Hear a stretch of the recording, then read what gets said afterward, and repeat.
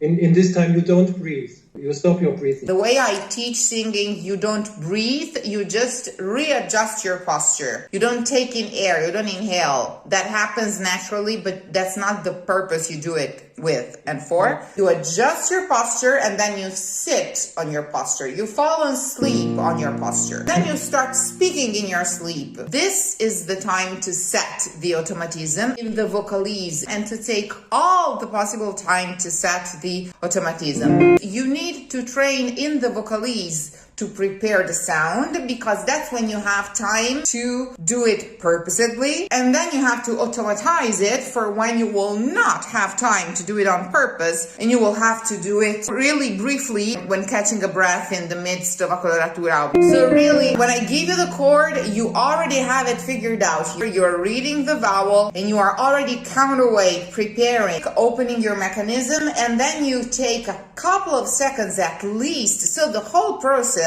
of preparing for the attack of the voice lasts 3 to 5 seconds every time.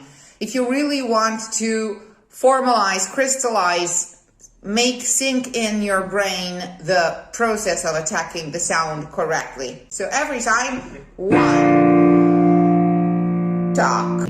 I have the note in my ear, I have the vowel in my mind, talk. I relax on the posture, I've adjusted, and on the counterweight I am forcing, talk. I stand still, and then in this time you don't breathe. You stop your breathing. You stay in apnea because you have to relax on that breath, and you have to relax the muscles so to make sure that the sound is attacked on relaxed muscles, not Most singers will attack talk on the wave. It's not correct, because the breath is somehow a trauma for the sound. It displaces the larynx, it displaces the sound. So you have to make sure that after you have breathed, and the way I teach singing, you don't breathe, you just readjust your posture. That's what you do, what you really do. You don't take in air, you don't inhale. That happens naturally, but that's not the purpose you do it with and for.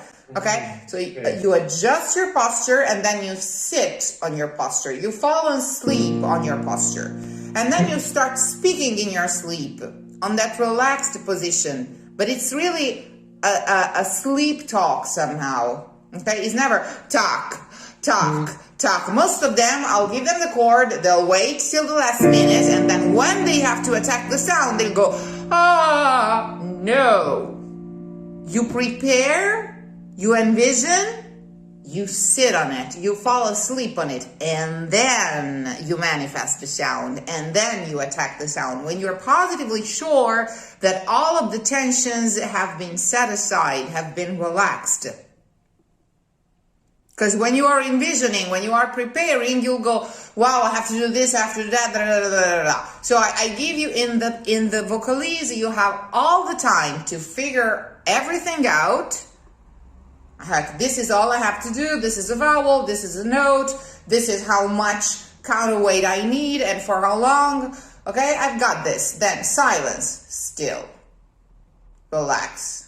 Am I relaxed enough? Am I asleep in my tongue, in my larynx, in my jaw, in my eyeballs, in my forehead? Or am I ready to mess up with the sound? You know, am I ready to force it? Okay? So no, I am perfectly relaxed. I'm sleeping. All I have to do with the thought in mind and with the counterweight ready, hold still, put on hold, is to sleep talk in it, the vowel, talk. And then I go, when I'm positively sure that nothing's left in my way. This is very important to take care in the vocalese. If there's something the vocalese is worth doing, is this. To perfection, this automatism that will accompany you for the rest of your life. It becomes automatic in the vocalese when you have several seconds to set up your machine every time, and then it will become an automatic behavior that you'll know how to do even when you have a split second in the breath of a coloratura. Okay. So do take your time in the vocalese. Everything starts with the diction being the first action. So the breath is actually the eve of the sound. When we start singing, we start from the night before, because we reposture and set the instrument, and then we sleep on it. And then first thing in the morning, we'll speak on it. So every sound must be started not out of a fresh new breath, but out of apnea and silence, out of quiet. The breath is not the first task of a new vocalise. The breath, within the economy of vocalise of an aria, is the last task of the previous action. The breath is the last thing you do. Reposture, talk. Rest. You take for the following phrase is the last thing you do from the previous phrase of the previous day. When you wake up in the morning and you find your stoves clean, ready to cook breakfast on it, it's because you did it the night before going to sleep. So the breath is the last thing you do before going to sleep. It resets you, sets everything for the day after. So every sound must be started not out of a fresh new breath, but out of apnea and silence, out of quiet. Talk. Rest. Okay? Listen, posture, rest. And then the sound takes care of itself. And then you reposture. And your reposturing yourself is the end of the action. And then everything starts with the diction being the first action.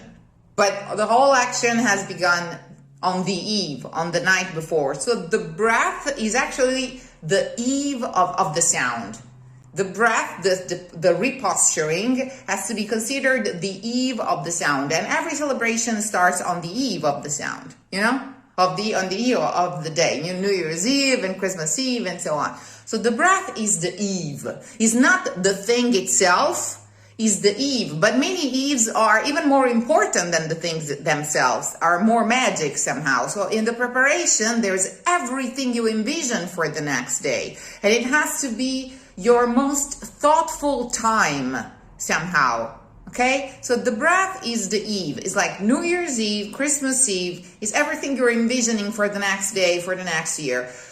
And then you go to sleep, because when the next morning everything will happen the way you have envisioned and foreseen, you will not be with those actions. You'll already be thinking of what you're doing the next day, who you're seeing, where you'll be working, and so on. You are never with the sound. You are in the preparation of the sound. In the eve, there's everything.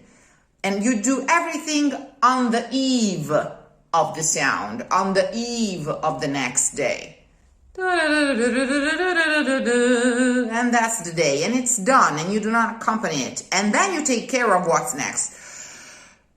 Vowel, sound, pitch, ta. Okay, I can go to sleep now.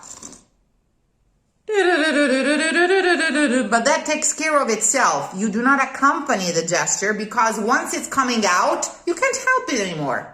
The more you do to help it, the more you are going to spoil it. Okay? When you sleep on it, you dream of what's going to happen. And that's part of the preparation. Okay? And this time it was perfect immediately. There was no adjustment of the pitch when the note came out. And that's exactly how the pitch mechanism works. You think of the note comes out. The arytenoids do their job, they pull the chords if the posture is correct. Okay, if you are helping the entire mechanism of the appoggio and of the pitch conception, so of the arytenoids pulling up the chords with the correct posture, in which the relaxation part has a tremendous impact, because the arytenoids are very small cartilages and they work much better in a relaxed neck. Which is why after reposturing yourself, you have to relax. You have to let go. Keeping the appoggio up, keeping the counterweight up, but letting go of this tension. So that the pitch comes out straight out of your thought, without passing through the throat. With no voices, with no interferences, with no compromissions, from the throat. When that happens, either you are in a bad posture, so the arytenoids have an actual hard time pulling the cords because you are in a bad posture, or it's just a habit. You are so lacking in the self-confidence and in the trust you need in your instrument that your voice will come out of the right pitch every time, that you feel the need to adjust it just because. Okay. Don't fix it. Think of it right. Prepare, sleep on it, keep dreaming of it, then you wait, then you open your eyes and it comes straight out of your thought. In that sleep, in that lack of adjustments, of judging, of searching for the sound, there is a lot of freedom. There is a lot of musical freedom. When you have gotten rid of your body, you can only focus on the quality of your musical thought and let it come out undisturbed. All your body has to do is resound with it. But it's your thought thinking, not your throat or your larynx or your body or your ego or yourself. Start becoming familiar with this fact. When the sound is right, you must know it before it has come out. And you do know it. You're wise enough to know if you have conceived it thoroughly, and if you have prepared for it thoroughly, and if you have relaxed enough not to mess up with the preparation. But you know if what comes out will be identical to what you have in mind or not when it's coming out. So avoid false attempts because they teach you wrong things. And they give you a false impression of your singing self. Because you know what's right and you know when you're ready for what's right. Always. Now that we are closer to your high notes, when you're preparing, do a couple of, like basketball players when they have to, tuck, tuck, tuck. Do it for a few more seconds. Then sleep on it while keeping the idea. Let go of the tension and demand from your body that it doesn't move, that it doesn't add this much of tension. Because if you have envisioned it, if you have prepared your muscles, it will come out. Only since this is a less familiar register for your voice, you are going to need a few more seconds to make sure that you're ready, It's a longer trip. You have to check your bags to check if everything's in there. You are not being impulsive. And that's all you need in order for the larynx. The larynx doesn't do anything. The larynx doesn't go up. The larynx goes up when we are not poised enough, still enough, and we do not have the physical and psychological conditions for it not to do that. Prepare, bounce, simulate, take your time. And then straight from the thought in the most relaxed body, curb your impulses. Yes, and now that we are on a high A flat, which is quite a high note, these are almost overtones for your baritonal voice, you'll see that your body will pull out the most unforeseen tricks to respond to your demands. This note is new. How do I make it? I have several ways to make it. Okay, so it starts pulling out new registers, but you have to give it time to receive instructions. Because this is uncommon for you. It's not like unblocking your phone. It's not that the type of action that you'll do a dozen times a day. It's new. And you have to learn it right from the very beginning in order not to memorize a feeling of discomfort. So it's important that you take your time before you make the first attempt. Take your time. Envision it. Relax. Don't push. Bravissimo. Bravissimo. Not easy at all what you just did. And stay with it. Do not abandon it. Once you have attacked it, do not modify anything. What I mean is, if you have begun the vocalese with your eyes closed, keep them closed. Keep doing whatever you're doing, okay? When the photo has been shot, those long exposure pictures of, early 1900s where you have to keep still for a long time. When the click has been done, whatever you're doing, don't move, because it's only going to make things worse. So if you want to be in the picture with your eyes open, you open them from before. But do not make adjustments once the voice has come out. While the voice is running, everything must be still. Okay, the status quo must be kept, whichever it was at the time of the click. You see what I'm saying? So do not call for feedback when you are still singing. While you're singing, you are on a still frame. The picture is being taken.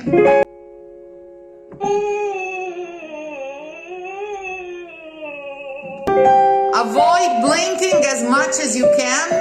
You know, when we are deeply focused, we spontaneously stop blinking. You probably know that. You know, we'll go, okay? And sometimes we'll stop breathing as well. We're capable of very long apneas, much longer than we are aware of.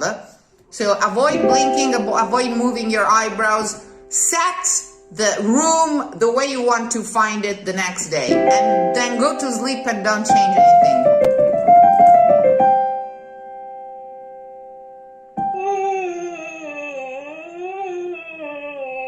You can confirm that in that quiet, in that sleep, in that lack of adjustments, of judging, of searching for the sound, there is a lot of freedom. There is a lot of musical freedom, because when you have gotten rid of your body, you can only focus on the quality of your musical thought and let it come out undisturbed. All your body has to do is resound with it, but it's your thought thinking, not your throat or your larynx or your body or your ego or yourself. The whole purpose of the vocalese is to train your body to stay out of the way and to become just a container for an inspiration to animate it and to pass through it. And once your body, through this technique, has gotten out of the way, you're a free man.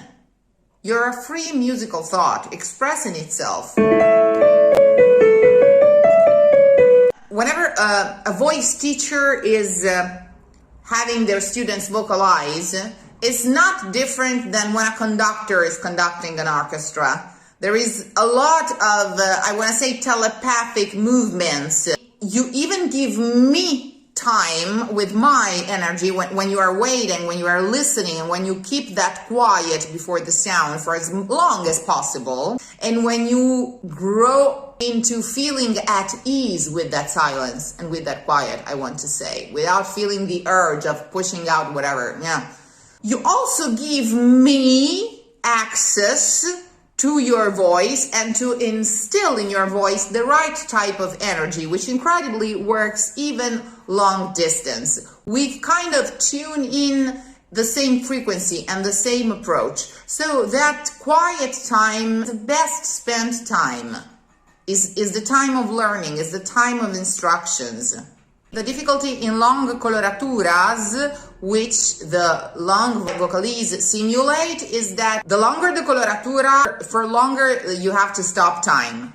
Because in a coloratura, in a vocalese, you don't breathe, the air doesn't go out, the air doesn't come in. You are technically dead, or better, eternal. When we're singing, we are eternal. The diaphragm has stopped, so our vital functions are virtually suspended, hence we are virtually eternalized and dead.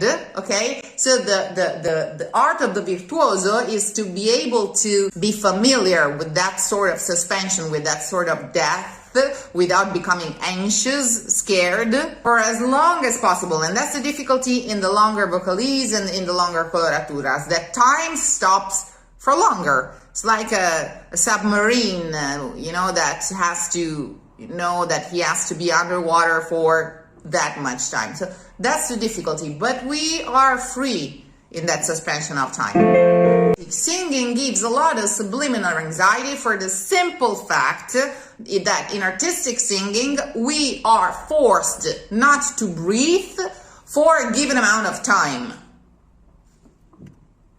It's a forced apnea.